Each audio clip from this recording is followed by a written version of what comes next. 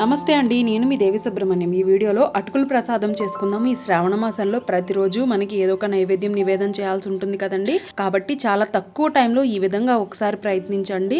ముందుగా నేను ఒక చిన్న కప్పుతో అటుకులు తీసుకున్నాను.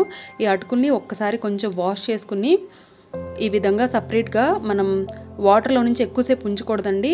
వెంటనే వాటర్ వేసిన వెంటనే సపరేట్ చేసేసుకోవాలి వాటర్లో నుంచి అటుకుల్ని. నేను ఇలా సపరేట్గా కొంచెం గట్టిగా ప్రెస్ చేసుకుని ఒక చిన్న గిన్నెలోకి మళ్ళీ సపరేట్ చేసుకున్నాను. ఇలా సపరేట్ చేసుకోవాలండి. లేదు అంటే కనుక మనకి టేస్ట్ అనేది బాగుండదు, ఈ స్వీట్ అనేది మంచిగా రాదు.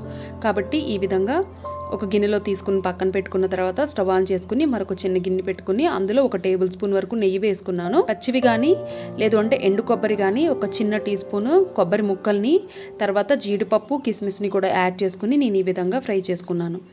మనం లో ఫ్లేమ్లోనే వీటిని ఫ్రై చేసుకోవాలండి. లో ఫ్లేమ్లో ఫ్రై చేసుకున్న తర్వాత మనం తీసి పక్కన పెట్టుకోవాలి. మళ్ళీ సేమ్ అదే ప్యాన్లో ఒక 1/2 కప్పు వరకు బెల్లం తీసుకున్నానండి. ఒక 1/2 కప్పు వాటర్, ఎక్కువ వాటర్ యాడ్ చేయని అవసరం లేదు.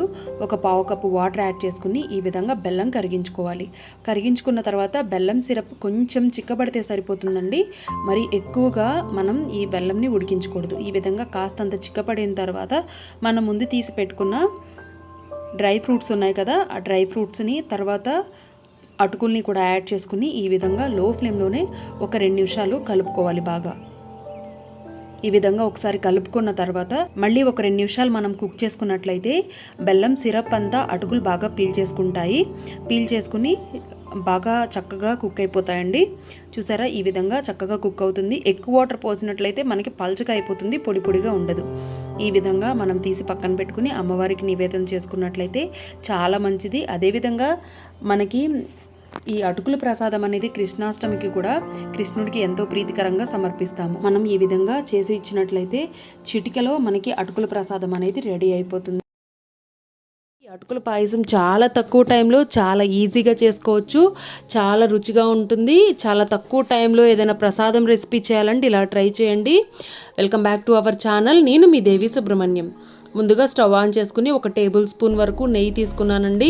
అందులో మన దగ్గర ఉన్న డ్రై ఫ్రూట్స్ ఏవైనా కూడా వేసుకుని ఈ విధంగా ఫ్రై చేసుకుని పక్కన పెట్టుకోవాలి. కిస్మిస్, బాదం, జీడిపప్పు తీసుకున్నానండి నేను.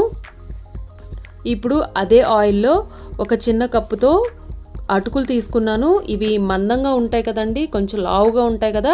అటుకులు అయితే టేస్ట్ చాలా బాగుంటుంది. ఈ విధంగా బాగా క్రిస్పీగా అయ్యేంత వరకు లో ఫ్లేమ్లో ఈ విధంగా ఫ్రై చేసుకోవాలి. ఫ్రై చేసుకున్న తర్వాత వీటిని తీసి పక్కన పెట్టుకుందాము. ఇప్పుడు మళ్ళీ అదే ప్యాన్లో 1 కప్పు వరకు బెల్లం తీసుకున్నానండి. మీరు స్వీట్ కొంచెం ఎక్కువ తినేవారైతే 1.5 కప్పు వరకు తీసుకోవచ్చు. నేనైతే 1 కప్పు తీసుకుని ఒక 1/2 కప్పు వాటర్ యాడ్ చేసి ఈ విధంగా బాగా బెల్లం కరిగించుకోవాలి. కరిగిన తర్వాత మరొక 5 నిమిషాలు ఈ విధంగా కుక్ చేసుకుని పక్కన పెట్టుకుందాము. నేను ఇలా ఫిల్టర్ చేసుకున్నానండి. అందులో ఏమైనా డస్ట్ పార్టికల్స్ వచ్చినట్లయితే అవి సపరేట్ అయిపోతాయి. ఇప్పుడు అది పక్కన పెట్టుకుని సేమ్ అదే ప్యాన్లో 2 కప్పుల వరకు పాలు తీసుకున్నానండి. 1 కప్పు వాటర్ తీసుకున్నాను. వీటిని బాగా మరిగించుకోవాలి పాలు. ఈ విధంగా పాలు మరిగిన తర్వాత మనం ముందుగా ఫ్రై చేసి పెట్టుకున్న అటుకులు ఉన్నాయి కదండి, అటుకుల్ని కూడా ఇందులో వేసుకుని ఒక 5 నిమిషాలు కుక్ చేసుకోవాలి. మనకి అటుకులు చాలా త్వరగా కుక్ అయిపోతాయండి. చూసారా, ఈ విధంగా చక్కగా ఉడికిపోతాయి. ఇలా ఉడికిన తర్వాత ఈ విధంగా బాగా ఉడికిపోతుందండి. బాగా ఇలా ఉడికిన తర్వాత స్టవ్ ఆఫ్ చేసేసుకోవాలి. స్టవ్ ఆఫ్ చేసుకుని కాస్తంత ఇలాచీ పౌడర్ వేసుకున్నాను. మనం ముందుగా ఫ్రై చేసి పెట్టుకున్న డ్రై ఫ్రూట్స్ కూడా యాడ్ చేసుకున్నాను. తర్వాత ముందుగానే బాగా చల్లారి పెట్టుకోవాలండి. మనం బెల్లం సిరప్ ఉంది కదా, ఆ బెల్లం సిరప్ని కూడా ఇందులో, ఆ బెల్లం పాకం కూడా ఇందులో వేసుకుని ఒక్కసారి కలుపుకుని మూత పెట్టి ఒక 10 నిమిషాలు అలా వదిలేసేయాలి. వదిలేసినట్లయితే మనకి ఇది బాగా సెట్ అయిపోతుంది. బెల్లం అనేది దానికి అబ్జర్వ్ అయిపోయి చాలా టేస్టీగా ఉంటుంది. ఈ విధంగా ప్రసాదం రెసిపీ చాలా తక్కువ టైంలో ఈ కృష్ణాష్టమికి ఈ విధంగా ఈ 2 రకాల ప్రసాదాలు నివేదన చేసి స్వామివారి కృపకి పాత్రులు కావాలని మనస్ఫూర్తిగా కోరుకుంటూ కృష్ణాష్టమి శుభాకాంక్షలు.